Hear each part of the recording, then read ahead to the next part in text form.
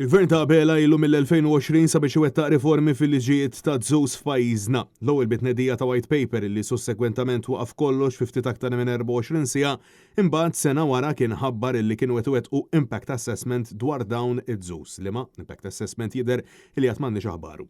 Net News taqsal lil Elisha Buġeja Sajd x'sar minnu dan kollu bis-segretarju parlamentari tgħidilna illi wara dawn is-snin kollha l-proċess għadu għaddej. Fl-2020 kienet nedit white paper rigward ir-regolamentazzjonijiet ta' żus u bad kien sar xi impact assessment, eċetera, eċetera. Fiex wasalna f'dak il-parti? Fejn jitlu żuż hemmhekk saret konsultazzjoni wiesa ħafna x'hawnhekk qed nitkellmu fuq annimali eżotiċi, il-proċess għadu għaddej. Min white paper għall-oħra kif Ottubru tal-2023 il-Gvern ressaq white paper brabta mar-regolamentazzjoni ta' fost oħrajn pet groomers, pet sitters, breeders u trainers. Konsultazzjoni li kellha tasal fit-tmiema f'Novembru.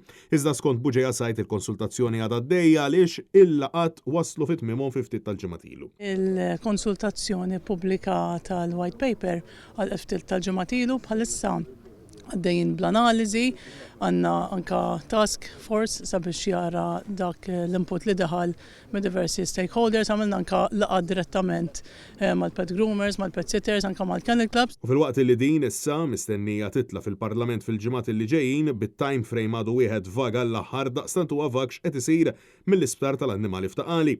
Dan kif fil-waqt li fawissu kelliema l-Gvern kienu qalu li dan l-isptar kellu jingħala minħabba li ġarrab ħsarat serji meta nqata' d-dawl, sussekwentament qalu li ma kellux liċenzja biex jopera għaliex l-unika veterinarju illi kien hemm tela. Net News taqsal is-segretarju parlamentari tistax tikkonferma jekk dan l-isptar fetaħ jew le wara dawn ix-xhur kollha. Buġeja Sajd, responsabbli mill-ħarsien tal-annimali, ma tkunx taf twieġeb għax qalet illi dan huwa sptar privat.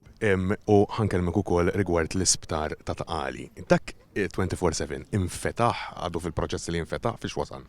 Tajjeb insemmu illi l-isptar ta' l-annimali huwa immexxi mill-privat u jekk għandek xi mistoqsijiet f'dan ir-rigward tajjeb illi tagħmel mistoqsija lil min kien qiegħed imexxih, aħna li nistgħu nagħtu serħan il-moħħ lil pet owners kollha ġewwa Malta u Għawdex illi skont il-liġi kull veterinarju jista' jagħti servizz ta' emerġenza jekk jinqala l-bżonn. Francesco Catania, Net News.